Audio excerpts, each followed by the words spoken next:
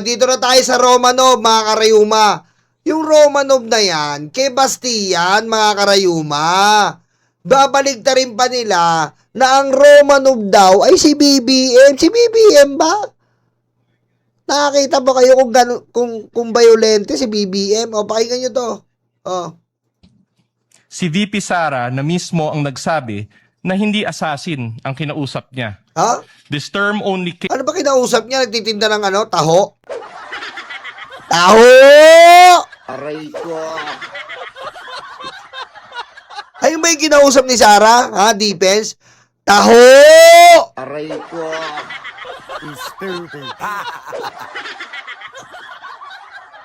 Tangina naman, oh. May kinausap na ako.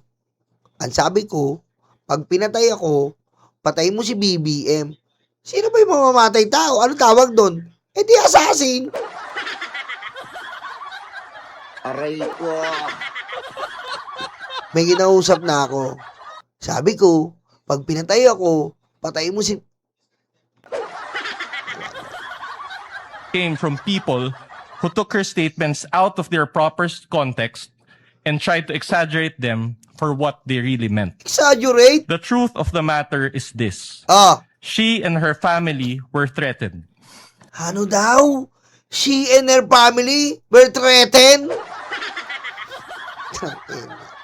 Aray ko. Tangina, makikita mo ba sa karakas ni BBM na nagte-threaten? The way magsalita ang Pangulo na nagte-threaten? Na nagsosona ba ang Pangulo? 6 na lang buwan na lang kayo, uubusin ka kayo, papatayin ko kayo talaga. May ganun ba ang Pangulo? Putang ina nyo. Aray ko. And while her response was unconventional, it was justified.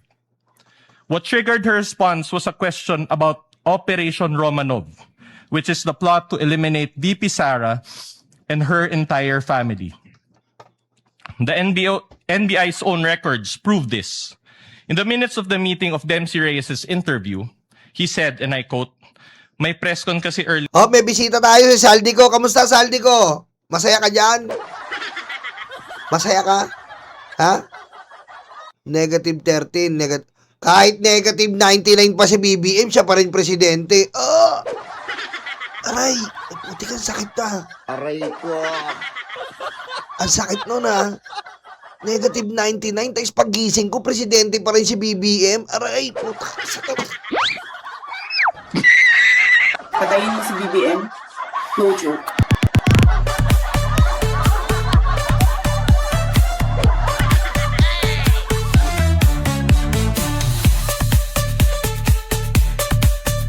Aray ko. Ouch! Ouch! Ouch! Sabi ko sa iyo, ayokong naalipungatan ako, boy. Aray ko. Ha? Ano, sabi ko nga kay BBM, negative 200 yan na para talagang solve na solve, eh.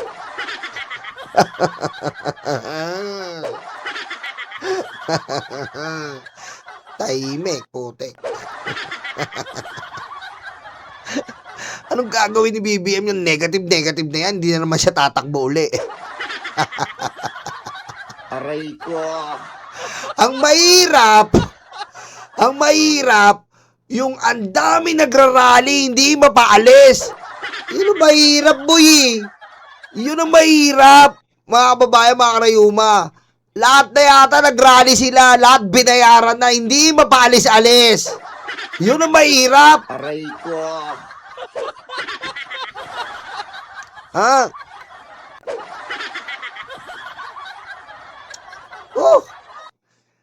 Galingan nyo yung comment nyo, mga DDS. Galingan nyo. Hindi yung ang babaw ng naglulugay. Lugaton. Aray ko. Clear than that, sabi niya, parang hindi lang niya gusto daw, sabi lang niya, gusto daw siyang patayin daw, according to her, ni Speaker. That was during a press conference the day before, November 2022. Ito, pakinggan nyo. Just a simple message sa ato ang Pangulo. Simple message daw sa Pangulo. Tingnan nyo itong tarantadong tong humihigop ng etit, si Baste.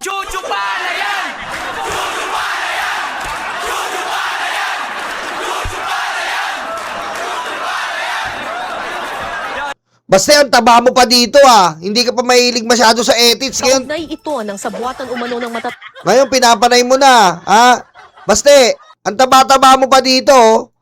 Ngayon panay-panay etits ka na. Taba mo pa dito, Baste, Tingnan mo, Baste, ang taba mo pa ngayon po. Wala na, Baste. Ang etits, ginagawa mo 3 times a day, hindi yan toothbrush, leche ka. Aray ko.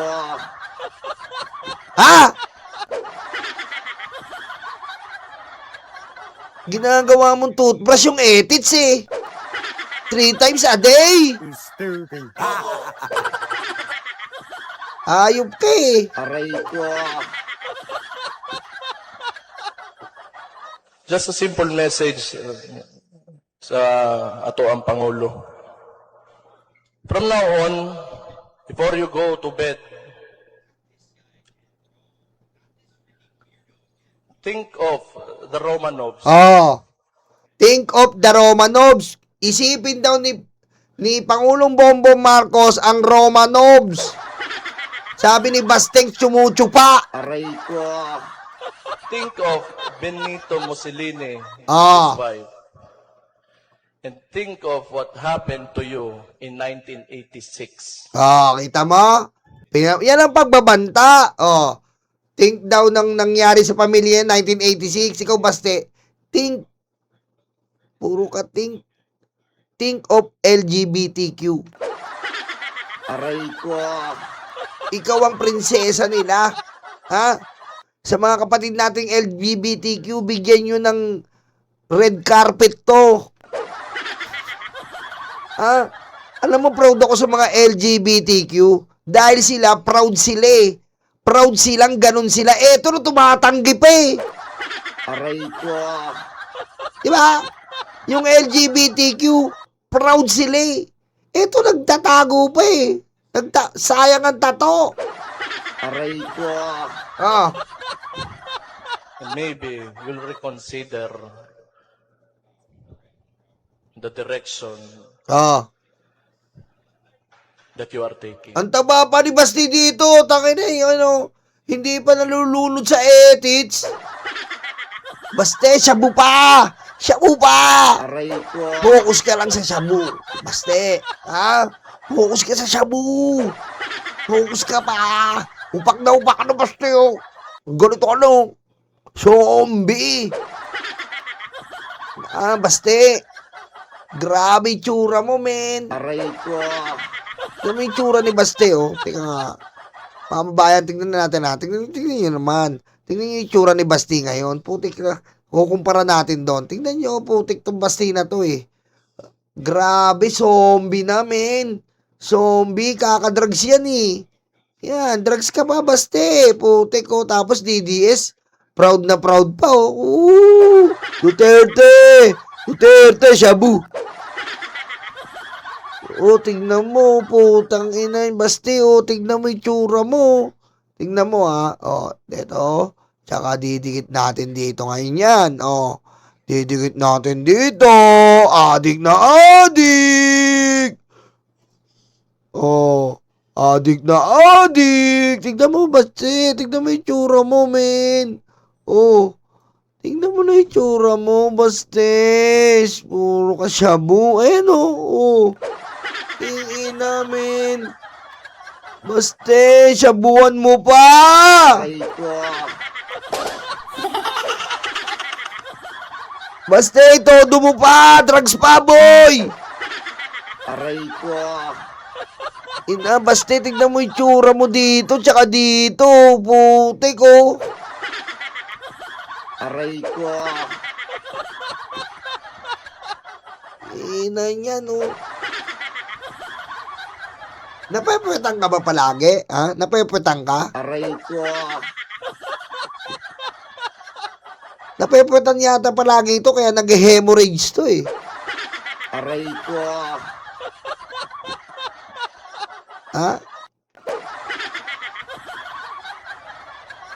Sabugan siguro ng Almoranas to. Aray ko. No? Asabugan ng Almoranas to, dinugo eh. Sabi, meron ako ngayon. Patayin mo si BBM? No joke.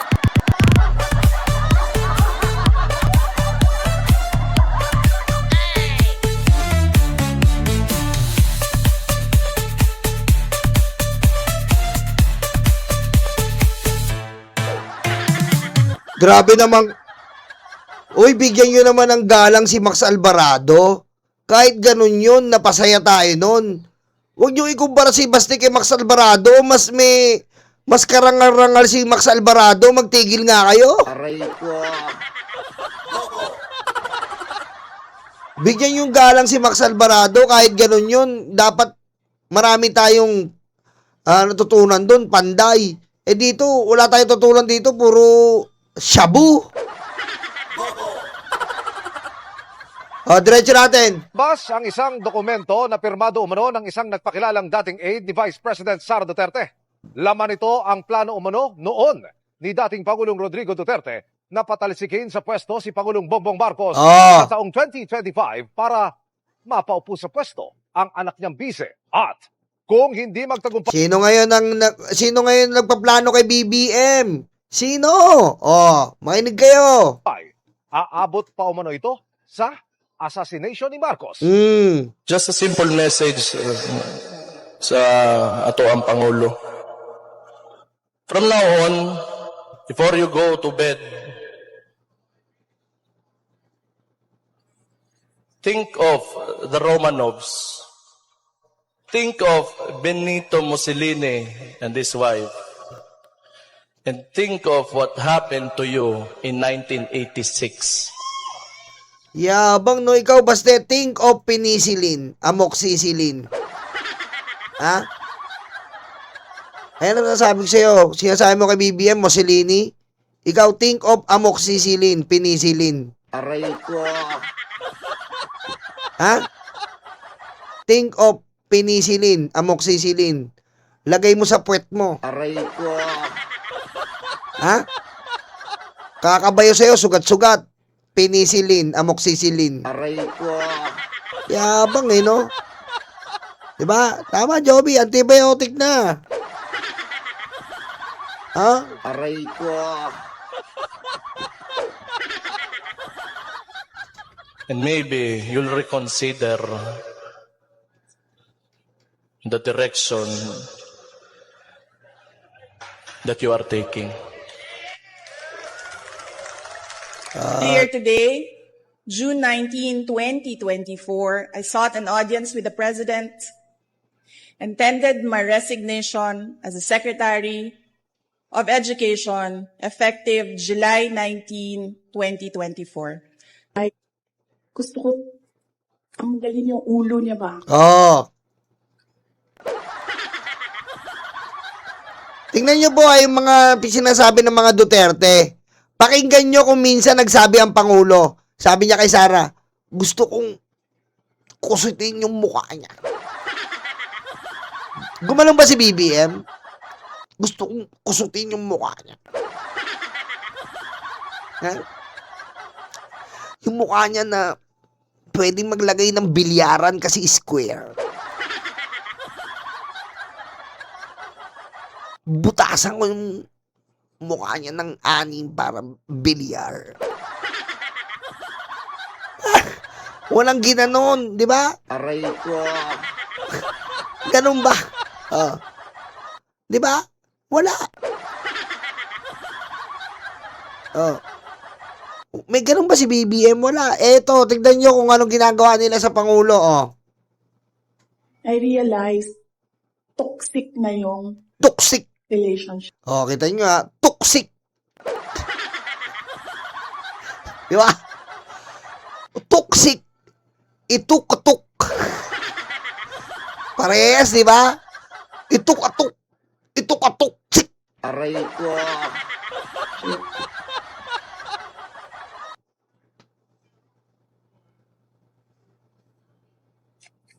Imagine myself cutting his head.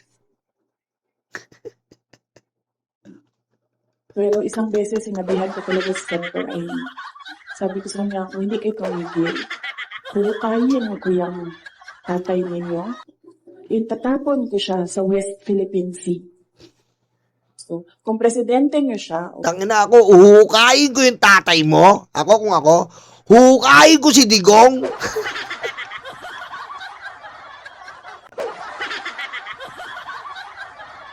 Aray ko.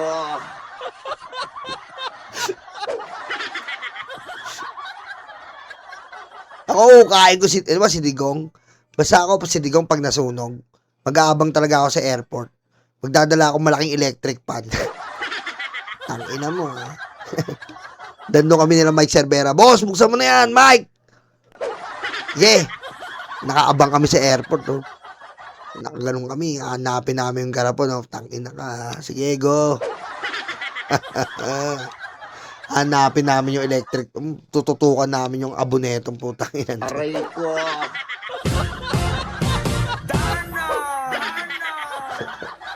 Vacuum. Putik vacuum. Pwede. okay lang. Ako, hanggang Vice President lang ako. Hanggang number 2 lang itong bansa na ito. Wala itong number 1 para sa akin. Letter F, undue interference in the conduct of proceedings. May I move to cite Attorney Lopez in contempt, Mr. Chair? I move. Mr. Chair. Ito, Eh, no? ma'am, no, we're just reading po the order. Opo. Ako po yung lawyer niya ngayon. Yes, ma'am. Opo. Kasi, this is a detention center. Yes, of ma'am. the Yes, ma'am. Opo. Yes, ma'am. For contempt. Yes, ma'am. Yes, ma'am. So, may space kayo para dito. Yes, ma'am. Diba? Opo.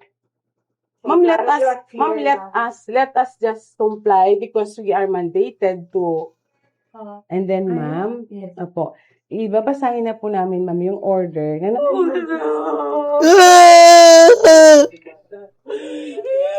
Tangina niya, no? Grabe pag na-compile, no? Naiisip ko, ganun katangang po. Aray ko. Ganun katanga si Sarah, no? Pag naiisip natin yung mga pinagdaanan natin, no?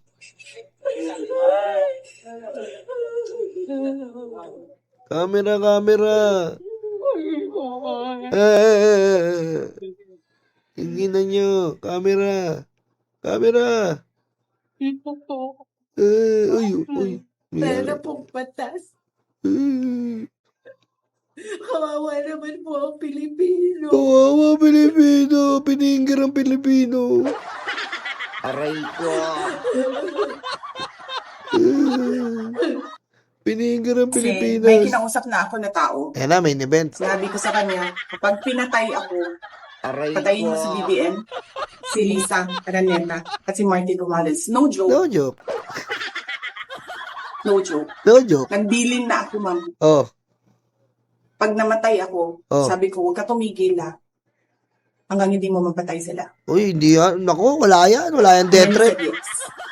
I already asked. Oh, 'di ba yan po yung mga sinasabi ko sa inyo, 'di ba? Oh, yan ang sinasabi ko sa inyo, mga kababayan. I already asked a person that if I get kill them. Aray ko. At maybe, ito po nga pala, hindi ko pa napakita sa inyo, mga kababayan, mga karayuma. May leak combo po. Ito po yung nasa thumbnail natin. Ito po, mga kababayan, nakalike na ba kayo? Press 67, ha? Mga kababayan, ito leak combo to, ha? Pinagkatiwala po sa atin ito. 67, nakalike na po ba lahat? Nakalike na? I-share nyo na to. Ito, minsan lang po to, ha? Leak combo po to ng mga abogado, nakuha po natin. Nakuha po natin ang usapan ng sinasabihan ni Sarah yung mga abogado niya, magugulat po kayo. Nakalike na ba lahat? Yan ko nga.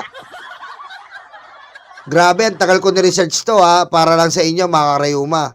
O yan, ha. Oh, yung ganda ng like natin, nakalahati lang, ha. Okay. Aray ko. Okay, ready na ba lahat? Okay, ito na po ang leak combo. Ayan po, nababasa nyo. Leak combo of BP Duterte to her defense team. Ito na po, mga babayan, ang pinakahihintay ng lahat. Excited na ba?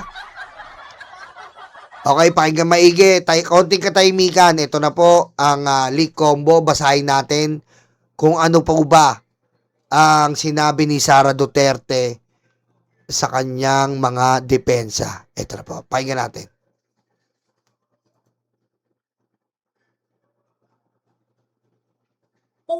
Ang ina ninyong lahat. Ang ina ninyong lahat. Aray ko. Ang ina ninyong lahat. Usang. Ikaw talaga.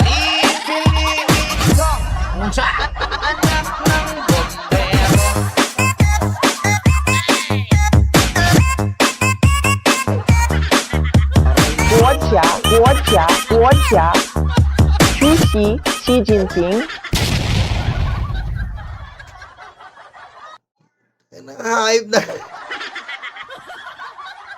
Ayun lang yun. Aray ko. Puti, kayo lang po pala yung liko. Aray ko. Aray ko.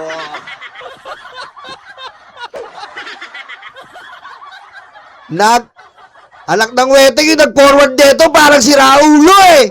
Aray ko.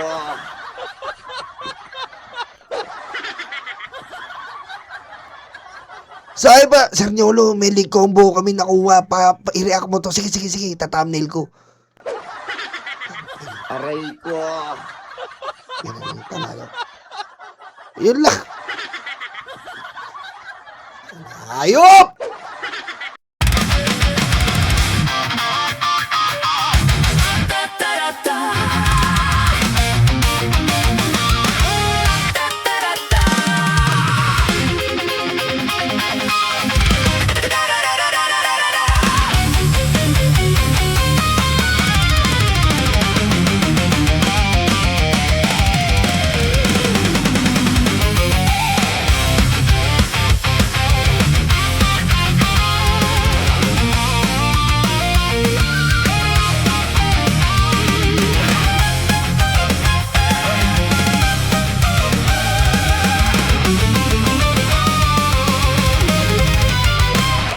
Madilim daw ang paligid, putukan daw ay maririnig. Takot sa kanilang mata, ikaw ay madadala. Huwag kang palinlang kaibigan, udas na 13 yan. Sinira nila ang Senado, sobrang ganit mga ito. Hindi nyo na maloloko mga Pilipino. Gising na gising kami sa kabobohan nyo.